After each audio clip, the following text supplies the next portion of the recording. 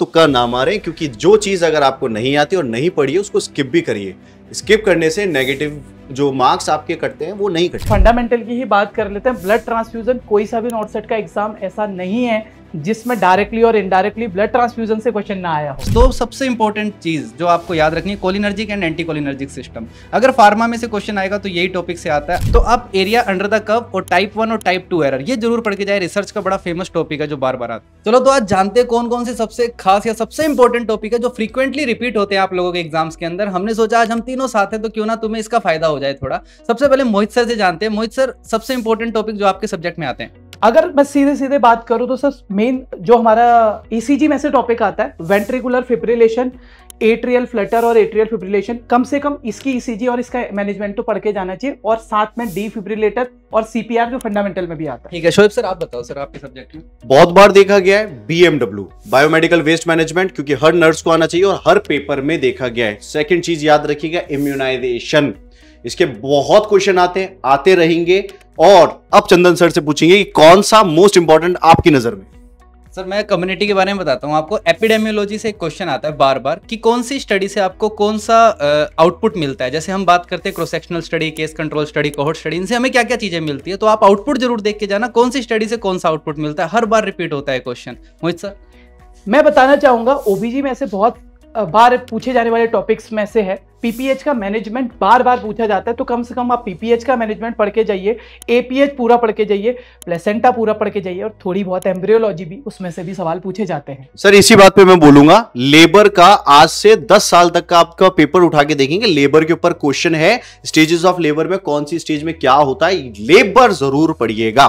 Sir फिर fundamental से भी एंडो ट्रैकियल ट्यूब और ट्रैकियोस्टोमी से क्वेश्चन नहीं छोड़ता सर कभी भी। हमेशा क्वेश्चन आता है, चाहे साइज से आए चाहे उसके फॉर्मूले से आए, कुछ भी आए आता जरूर है सर। तो सर फंडामेंटल की ही बात कर लेते हैं। ब्लड ट्रांसफ्यूजन कोई सा भी नॉट सेट का एग्जाम ऐसा नहीं है जिसमें डायरेक्टली और इनडायरेक्टली ब्लड ट्रांसफ्यूजन से क्वेश्चन ना आया हो। सर ब्लड ट्रांसफ्यूजन का एक फेमस क्वेश्चन है, वो क्या है कि कब अगर रिएक्शन हो जाए तो क्या करोगे प्रायोरिटी में। स्टॉप करना है भैया, स्लो नहीं करना है, स्टॉप करना है उसको। अच्छा सर, कोई अगर प्रायोरिटी में क्वेश्चन आ जाए और जिसमें पेटेंट एयरवे दिया हुआ है, बहुत सारे एमसीक्यूज में वो दिया रहता है, तो हम क्या टिक करके आएंगे। देखो सर, अगर इन्फेक्शन आता है, पेटेंट एयरवे आता है और टेम्परेचर आता है, तो सबसे पहले हम हमेशा एयरवे की तरफ जाते हैं, देन टेम्परेचर की तरफ जाते हैं जो इन्फेक्शन को इंडिकेट करता है। कोई भी अगर थ्योरी के अंदर या क्वेश्चन के अंदर अगर आप फंस रहे हैं तो आप याद रखिएगा मैस्लो हायरार्की को, उसी के हिसाब से आप प्रायोरिटी में टिक करके आइएगा। क्यों चंदन सर? बिल्कुल सर। सर एक और इंपॉर्टेंट, अगर कोई क्वेश्चन आए ना तो क्या करें मोहित सर?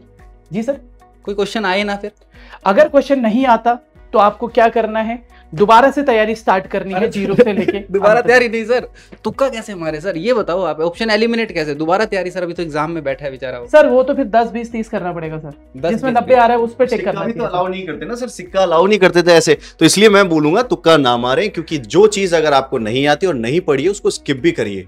स्किप करने से नेगेटिव मार्क्स आपके कटते हैं वो नहीं कटेंगे आपके।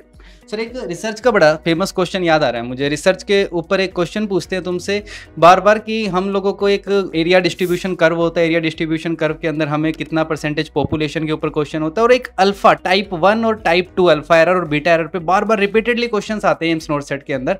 तो आप एरिया अंडर द कर्व और टाइप 1 और टाइप 2 एरर ये जरूर पढ़ के जाए। रिसर्च का बड़ा फेमस टॉपिक है जो बार बार आता है। और रिसर्च की ही बात कर रहे हैं तो मीन मीडियन मोड से एक सवाल आने की प्रोबेबिलिटी तो बनती है दोस्तों। तो रिसर्च पढ़ रहे हैं तो साथ में इसको भी थोड़ा सा न्यूट्रिशन अगर कवर करने जा रहे हैं तो न्यूट्रिशन के लिए सबसे बेहतर ये है, जितने विटामिन है उनके नाम लिखिए, उनकी डेफिशिएंसी लिखिए और किस चीज से सबसे ज्यादा सप्लाई होता है वो लिखिए। एक चार्ट बना लीजिएगा जो क्विक रिवीजन के तौर पे आपके काम में आएगा, क्योंकि न्यूट्रिशन में ये बहुत ज्यादा है और क्वाशॉकर और मैरास्मस भी पूछा जाता है, तो ये भी ध्यान रखिएगा। सर न्यूट्रिशन की बात कर रहे थे तो एक चीज याद आ गई, अनीमिया मुक्त भारत, आयरन फोलिक एसिड। भाई ये क्वेश्चन नहीं छोड़ता कभी, आयरन की डोज और फोलिक एसिड की डोज प्रेगनेंसी के अंदर। और आजकल एक खास इंपॉर्टेंट अनीमिया मुक्त भारत के अंदर आप सभी को पता है एक अलग से पूछ लिया जाता है क्वेश्चन, 10 साल से 19 साल के लड़के और लड़कियों को भी आयरन की गोली देनी होती है, तो हफ्ते में 1 बार या 2 बार सोच के देखना कब देनी होती है। बार बार जो सवाल आया है, न्यूट्रिशन की बात कर रहे थे सर, तो ग्रोथ मॉनिटरिंग से हमेशा आया है। स्टंटिंग को याद करके जाइएगा कि कहाँ पे हाइट और वेट बढ़ रहा है और कहाँ पे हाइट और एज का कॉम्बिनेशन है। तो ग्रोथ वाली जो थ्योरी है उसको डेफिनेटली पढ़ के जाइएगा और कब कब मॉनिटरिंग करते हैं ये भी। 2 क्वेश्चन और बताना चाहूंगा सर, वो हर पेपर में आप देखेंगे, 10 साल का जो पेपर गया उस सब में देखेंगे आप। सबसे पहले ड्रग कैलकुलेशन। ड्रग कैलकुलेशन से आपका सवाल आ जाता है और दूसरा है आईवी फ्लूइड का कैलकुलेशन। तो दोनों कैलकुलेशन के फॉर्मूला आपको आने चाहिए, बहुत सारे वीडियोस में पढ़ाया भी गया है, तो आप ये वीडियोस को देख करके भी पढ़ सकते हैं। और ये ड्रग कैलकुलेशन आईवी फ्लूइड का आपको निकालना आना चाहिए सही तरीके से। सर इस ड्रग कैलकुलेशन और दवाइयों की बात हुई तो फार्मा याद आ गई। एडीआर एड्रेनलिन पे बड़ा क्वेश्चन आता है, उसका रेशियो क्या रखेंगे हम लोग, उसकी डोज क्या रखेंगे सीपीआर के टाइम पे। और इसी के साथ दो सबसे इंपॉर्टेंट चीज जो आपको याद रखनी है, cholinergic and anti cholinergic system. अगर फार्मा में से क्वेश्चन आएगा तो यही टॉपिक से आता है, आप इसको पढ़ जाओ, कोलिनर्जिक, एंटी कोलिनर्जिक एंड सिम्फेटोलाइटिक, सिम्फेटोमिमेटिक, ये 4 टॉपिक्स पढ़ जाना। फार्मा से आने की उम्मीद इन्हीं टॉपिक से है सर। डेफिनेटली फार्मा की बात कर रहे हैं तो डिगॉक्सिन के बारे में पढ़ के जाना बिल्कुल ना भूलिए, क्योंकि अगर आपने डिगॉक्सिन के बारे में नहीं पढ़ा तो आपको पोटेशियम का क्या कॉम्बिनेशन है डिगॉक्सिन के साथ सर लिथियम ने क्या दुश्मनी करी है, लिथियम भी तो आता है सर। फिर सीजोफ्रेनिया के एंटीसाइकोटिक ड्रग के सारे कॉम्प्लिकेशन बताने पड़ेंगे ना। बताने पड़ेंगे क्योंकि आते हैं सर। और एक चीज और बताएं, एमएसएन में मोहित जी बताना नहीं चाहेंगे, एमएसएन के अंदर आपको बर्न बहुत जरूरी है, बर्न का मैनेजमेंट बहुत जरूरी है। तो अभी तो आप इतना पढ़िए, याद कीजिए। और मैं चाहूंगा एक और लास्ट में जाते जाते एक टॉपिक बता देता हूँ सर, याद तो नहीं आ रहा पर सर, ओड्स रेशो कम्युनिटी के अंदर। भाई ये ऐसा क्वेश्चन है ओड्स रेशो, मैं अपने तजुर्बे से बता रहा हूँ, अगर आप एग्जाम से एक दिन पहले इसको नहीं देख के गए ना तो ये क्वेश्चन हमेशा गलत होगा, आप चाहे कितने भी क्वेश्चंस प्रैक्टिस कर लो। Odds ratio cross product ratio बोलते हैं, और एक बार सोच के बताना कौन सी स्टडी में मिलता है हमें ओड्स रेशो, ये आप लोगों के लिए क्वेश्चन है। इसी के साथ अगली वीडियो जल्दी कमेंट सेक्शन में आंसर जरूर दीजिएगा सर के लास्ट क्वेश्चन का। Thank you so much.